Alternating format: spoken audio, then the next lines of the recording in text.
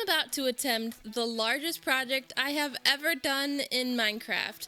Welcome back to the HydroSmp, and today we're starting off with a massive project. This is something that I've been wanting to do for a while now, but now that I finally have a plan, we're gonna finally get started on it. Now, this project is going to actually be a custom landscape and terrain for this area right outside our nether portal. And it's not going to be your basic terrain.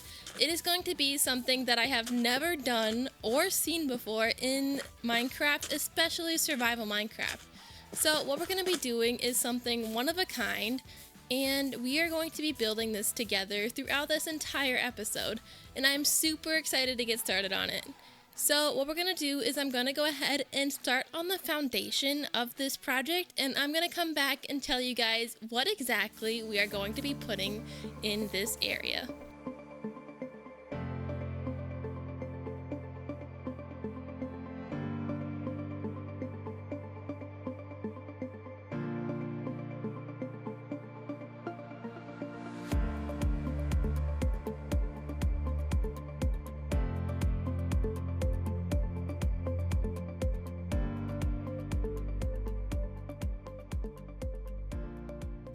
After a few hours of work, we finally got the first part of our landscape done, and it gives you a really good idea on how big this project is going to be.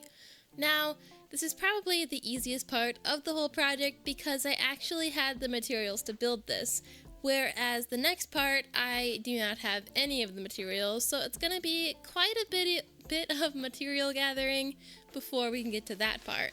But before we do that, you can kind of see on this area over here, well, I left this gap in the terrain, and this is actually going to be the start of a river that's going to be going through our terrain here. You can kind of see it's going to mimic where the natural river used to be before we covered it up with this moss. Next, you can kind of see that the grass is been battling me for this terrain.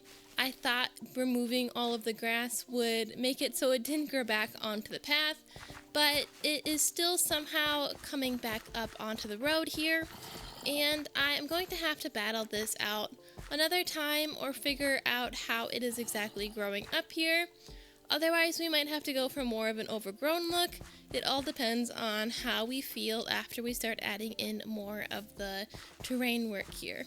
But more than likely, I'm going to have to go through and kind of remove most of this grass and replace more coarse dirt or even maybe some podzol.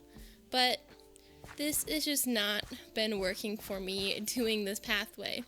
Now, the paths are a little bit bigger, so I might go ahead and add in more moss anyway, because this is actually going to be a dense forest. You can kind of see these holes that I left, kind of similar to the river, and these are actually going to be where our tree stumps are going to be. And you may notice these tree stumps are going to be a little bit big. And that is because the trees that we are going to be building is going to be a redwood forest. So in order to do that, I'm going to have to go ahead and gather a ton of logs and wood and go ahead and get these tree stumps started. So what we're going to do is we're going to go do a little bit of material gathering, and then we'll jump right into our next time lapse of these awesome tree trunks going into our landscape.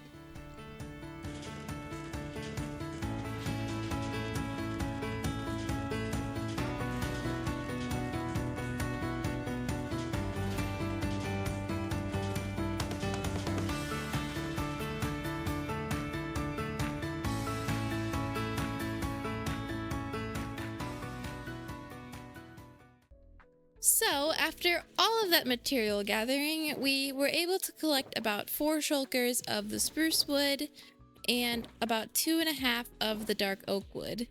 Now it's time to see if this amount of wood will even finish one of these 5 trees.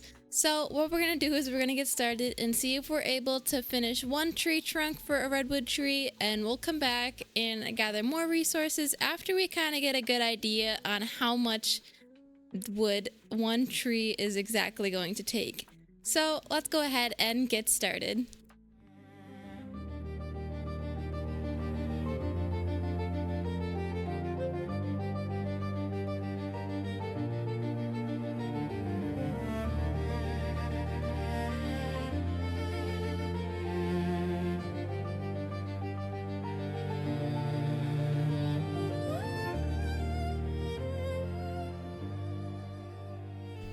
And just like that, we are already out of all of the lovely wood that we collected.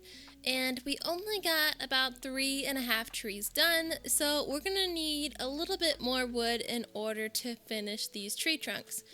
But as we got these trunks in, you can already see how tall this forest is gonna be, and I am absolutely loving how they are looking so far. Even without the leaves and the rest of this landscape being done, it is truly amazing to see how tall these trees are going to be, and I am absolutely loving how it is turning out. But we are going to have to gather a lot more logs in order to finish up this last tree over here, as well as the other tree that's missing some branches still. But what we're going to do is I'm going to gather that up quick off camera because we already did all that. And we're going to get started back again on these tree trunks.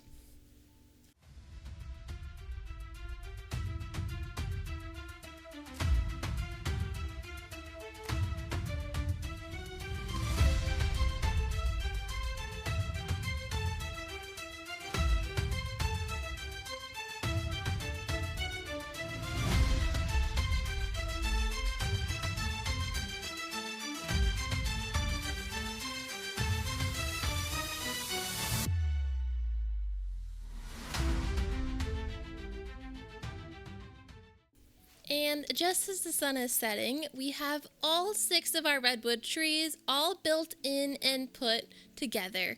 We ended up adding in that last 6th tree to go in the corner here, and that is actually going to give us a little bit of variation in tree size because it's a little bit shorter than the rest of them.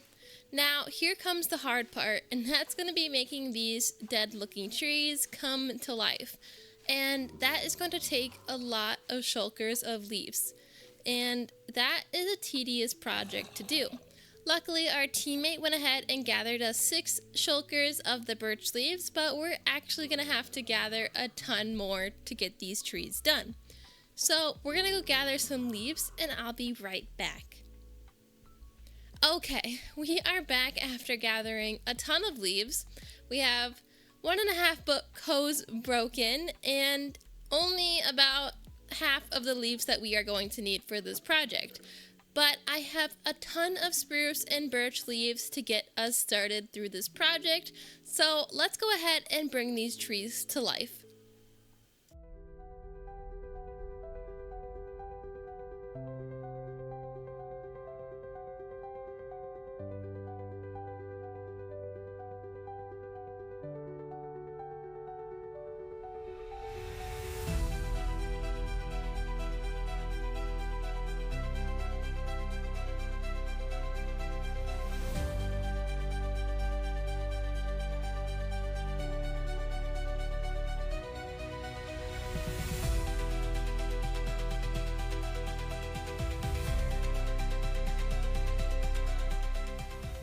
We finally got all 6 of our redwood trees in, and I'm gonna say I am already loving how it's looking, and we're only about halfway done with this project.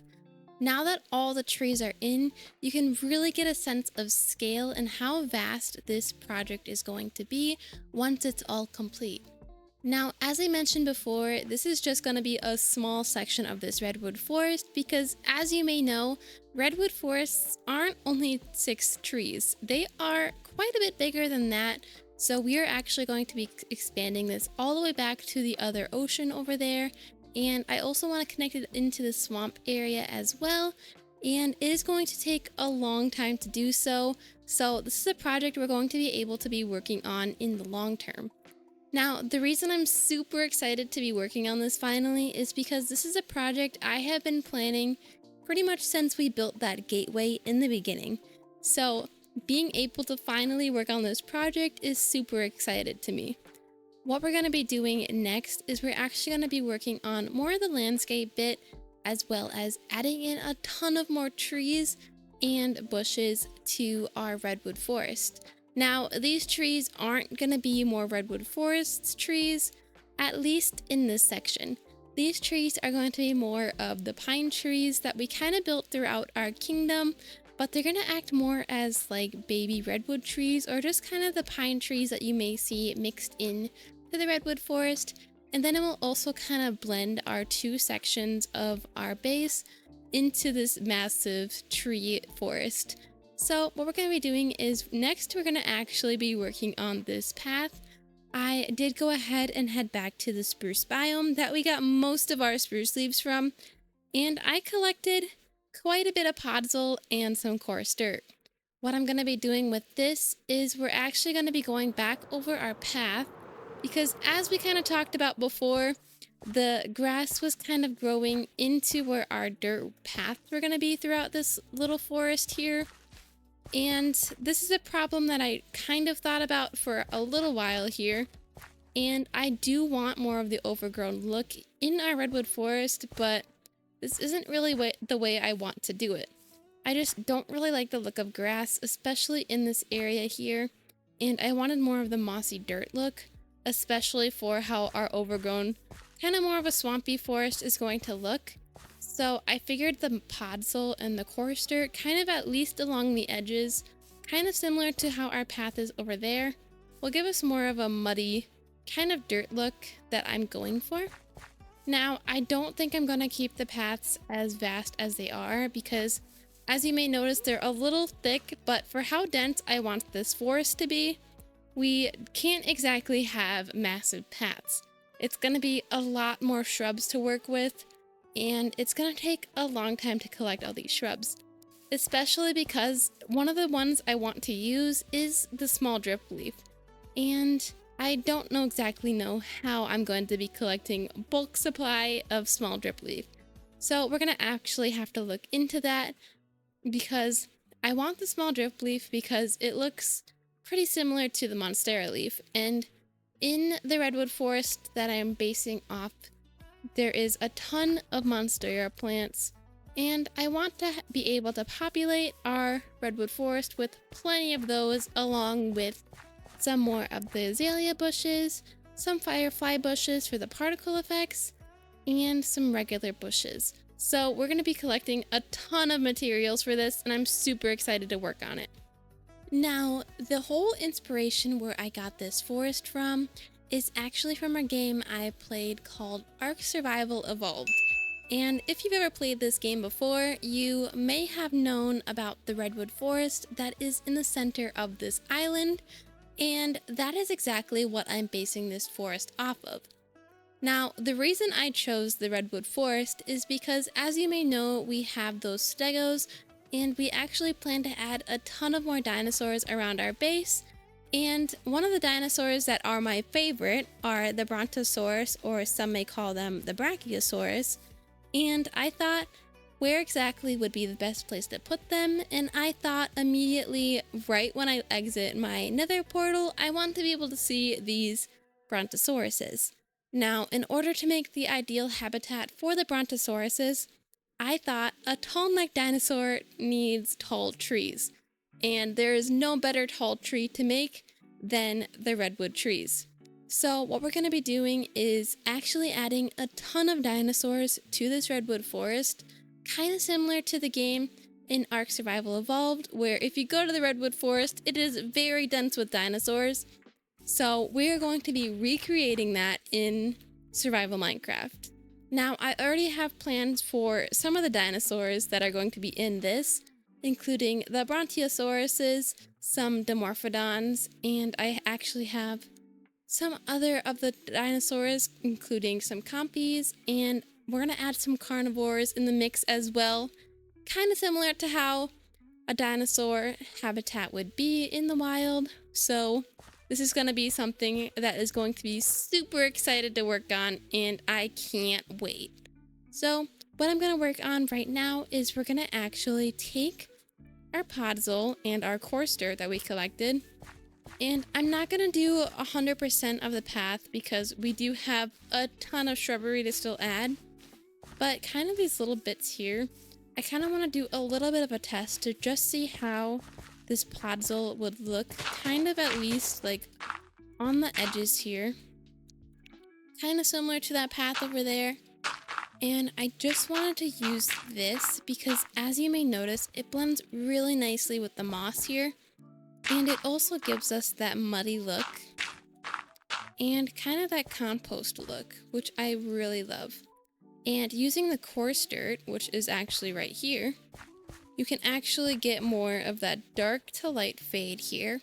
And then this will actually allow us to continue mixing in that regular dirt because it shouldn't be able to spread as easy as it was originally, even though if you look underneath, it might be spreading because of like blocks like this going diagonally up into where our dirt is. So I'm trying to find a way to prevent this, but also giving us that overgrown forest look that we were going for. So if we take a step back over here, you can kind of see how it gives more of that wet look to our forest, and then this is actually going to be completely filled to the brim with leaves and shrubbery, and then we'll also kind of take it out here a little bit to kind of come out over the path and giving us more of that natural blend that we are looking for. Now I'm not going to do a full outline with the podzol. I'm just going to kind of do bits and pieces because I don't want it to be an outline. I want it to be more of a shadow effect. So then we can actually take the coarse dirt and we'll replace it where this kind of grassy colors is. And I am going to leave a little bit of where the grass is, but we're just going to kind of tame it down a little bit so it's more natural than what it is right now, because right now it's kind of looking like a gradient, and that's not what we were going for. We were going for more of a natural dirt path that was kind of been worn down from walking on, or it's just where kind of the dinosaurs have walked and kind of squished down more of the bushy terrain. So this will give us a nice little area for players to kind of walk through the forest and experience the whole effect here. So I'm just going to kind of work on this here. And we'll take out, I probably will go and get some more moss to kind of put through here. And then the areas where we're allowing the grass to be on the path will actually kind of be surrounded with more dense shrubs than the dirt area. So it will give us a nice effect more once we get the plants put in here. But I'm gonna definitely have to look at some kind of farm, especially for the small drip leaves, because I don't exactly know how farmable they are.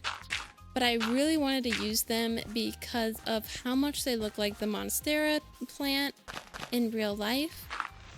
And that is something that I definitely wanted to add in our forest here, especially because in Ark there are a ton of Monstera leaves, especially in this forest, and I want to add them in here as much as I can. I do have a box already from the advent calendar, if you remember that.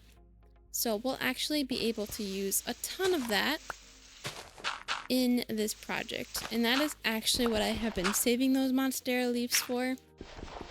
And a lot of the firefly bushes and regular bushes will also be added from that. So I'm super excited to finally be able to use these resources that I have been saving for quite some time now. But as we're getting more of this podzol in here, you can kind of see the look we're going for. I am going to kind of blend it in here a little bit better, but as we outline more of the shadowy areas, you can kind of see how it's bringing attention to more of the path here, and then the shrubs will kind of give it more of that shadow effect, where if the path was underneath a bunch of foliage, it's going to cast a little bit more of a shadow, especially on the path here. So that's kind of the effect that we're going for. I am going to actually replace most of this here as well. And I might go ahead and gather up some of that rooted dirt that we have and that we were using in our regular path, because I feel like the rooted dirt would look really nice in this mix as well. And then since it's using the same color palette as our other path, we might eventually be able to actually connect the paths into each other, but I'm not exactly sure if I'm going to want them to be connected or not, or if I just want that path to kind of walk by the forest. So that is something we'll actually have to think of down the road as well. But what I'm going to do is I'm actually just going to continue working on this little path bit, and then we're going to go and gather up a ton of shrubbery that we're finally going to be able to add into our forest here, and you guys will be able to see how much it comes to life adding all of the different plants that we collect from all the different places. So I'm going to catch you guys back after I come back and work through this path a little bit, and then we'll get to go shopping, I think, for a little bit, looking for some of these plants. So I'll catch you back in a little bit, and we'll see you then.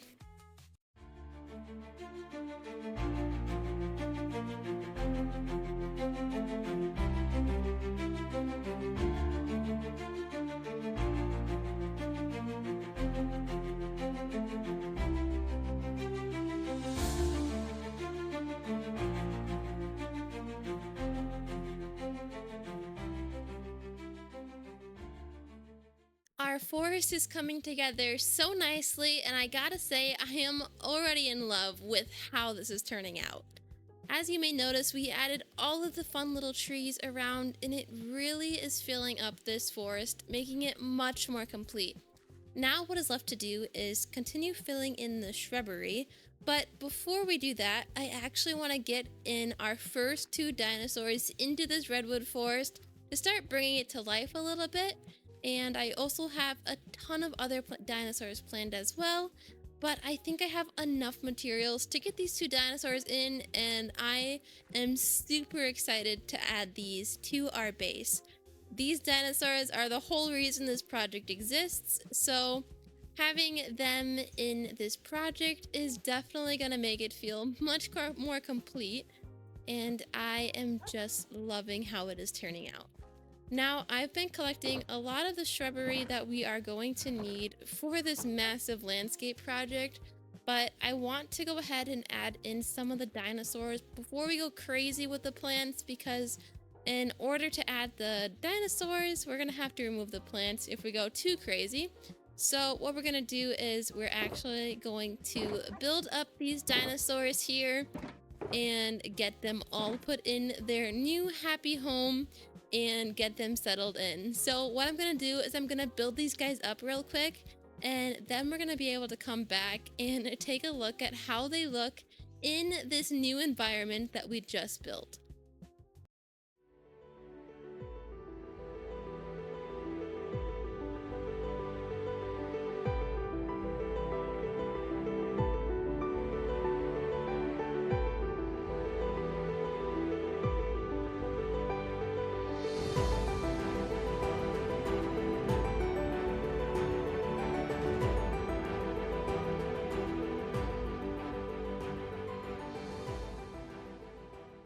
We officially got the first batch of dinosaurs in our redwood forest, and I am loving how much more lively our redwood forest is having these dinosaurs in.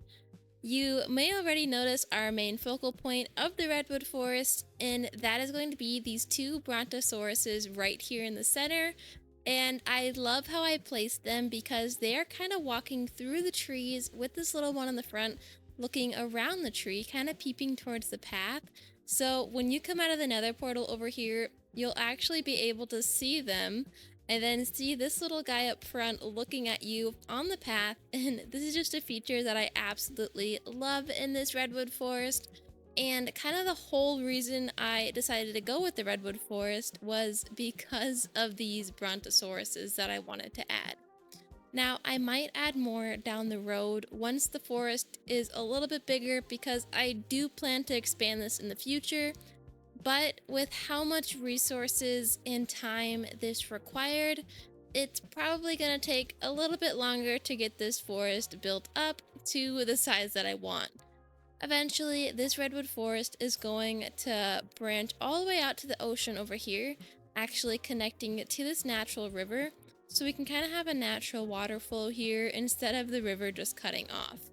And then we're eventually going to hopefully expand into the swamp, and then we'll also be able to continue the dinosaur theme that way and add some of the swamp dinosaurs like Spinosauruses or Caprisuchuses in the swamp area, and that is something that I would love to do in the future. But for now, this redwood forest area is looking so much better with these dinosaurs in, and I am just loving how they turned out. You might notice that we added the Dimorphodons as well in the sky to add a little bit more detail into the air, something that you might not notice right away, but as you're walking through this forest, it's something that you kind of notice, and just those little details is something that is much needed in a forest like this. Something I also added is a Stegosaurus over here, kind of adding a little bit of a story, even though that story is a little bit sad because this stego unfortunately lost the battle with a carnivore. And the reason I added this stego is because I actually want to be adding carnivores in this redwood forest other than just the Dimorphodons.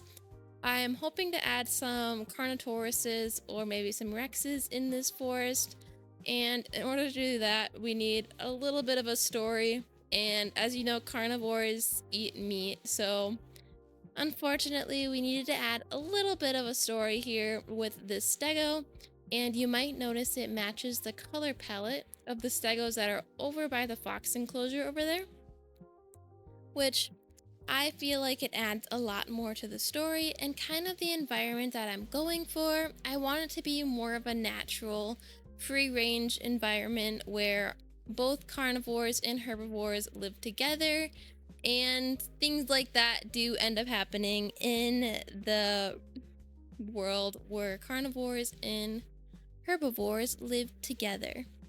Now, what I'm going to be doing is I actually have collected a ton of plants for this project here, and I'm not sure if it's going to be enough, but I think it's enough to get started. What I went ahead and collected is a ton of drip leaves, grass, some spruce saplings, some azalea leaves, basically everything we'll need to get this forest looking a lot more dense, and then we'll be able to add texture and all those little details into our forest here. Now, I'm not gonna have enough because I've found out the hard way that small drip leaf is not farmable. You actually have to find this stuff naturally. And I had some help from some friends, but in order to get this stuff, you have to go out and find it manually, which is kind of a pain because I really wanted to use a ton of this because I feel like it kind of resembles a monstera plant in real life. And I just love how these look, but unfortunately, Mojang decided that we don't want to be able to farm these, even though they are such a beautiful plant. But we went ahead and got a bunch of firefly bushes, some dry grass, some azalea leaves, some spruce saplings, and a bunch of grass and bushes. Just kind of things that I feel like a dinosaur-infested redwood forest would have. Now, what we're going to do in the future is come back through here and add a bunch more dinosaurs, but in order to finish up this section of the forest here, I want to finish off with just adding in this shrubbery, and I think this will really bring this forest to life and get it all finished up for the time being.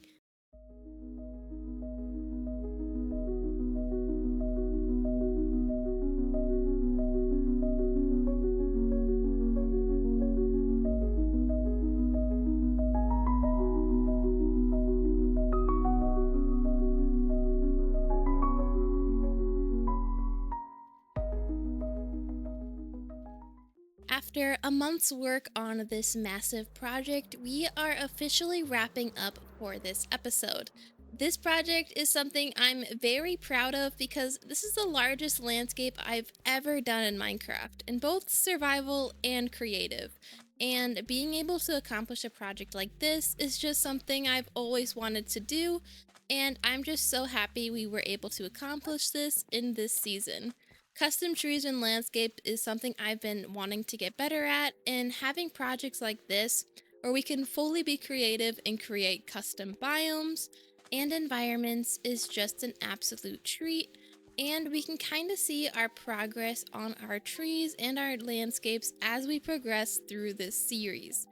Now, as you may notice, the terrain and the path isn't completely done yet, and we're just gonna have to come back and continue working on this through the future and throughout the series, because this project has taken a very long time, and through being sick, this episode has been taking me well over a month, I think now, but it's just something I'm absolutely proud of and excited for the future plans as we expand this forest and start to complete it a little bit more through the valley here and connecting it up through the rivers and the ocean as well.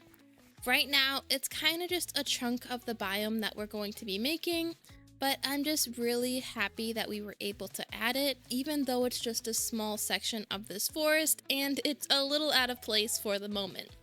But I promise you, as we expand our forest here, all the way through the ocean and then connecting up to the swamp, it will become a lot more alive, and then it'll also give us the opportunity to add in a ton of more dinosaurs, which I'm really excited about. I know that dinosaurs aren't really our theme for our kingdom, but it's just an absolute passion of mine, and being able to see them through our kingdom is just something that I've always wanted to do in Minecraft, and seeing them in their redwood biome here is just amazing as we come out of our nether portal. Now, this is probably my most proud landscape I've done yet, even though it's not completely finished yet, and it's right across from our wheat field, which is something I'm also very proud of that we were able to accomplish. But the problem is these two landscapes don't exactly mix. As you may notice, the trees are very different, as well as how tall the trees are, and just the landscape in general, with the mossy, kind of dense forest vibes there, and then just the clean wheat field here. So I actually have a plan to fix this, which is something we're going to be able to come back and work on here soon in the future, which is we're actually going to blend these two biomes together by adding more of these smaller spruce trees and adding them around our wheat field and kind of scatter them through here as well. And then we'll actually add some more oak trees kind of on the edge and then mix it into our redwood forest there, kind of like we did with the birch trees in the back by the river. And that'll just give us a more natural blend instead of just two dividing, fighting biomes as soon as you come out of the nether portal. Though they are both very beautiful on their own, we are gonna definitely have to find a way to blend them together. But I am super excited to continue working on this project in the future, and I hope you guys are as well, as we fully expand into the swamp and get to work on some custom trees in that area as well. But for now, that is going to be the end of our episode. And next episode, I actually have a ton of building plans that I've been working on, and I'm super excited to get starting for them, giving us a little bit of a break from landscaping and back into building on the castle. So I will see you all next episode with a ton of more plans and exciting adventures here, and we'll see you all next time. Goodbye!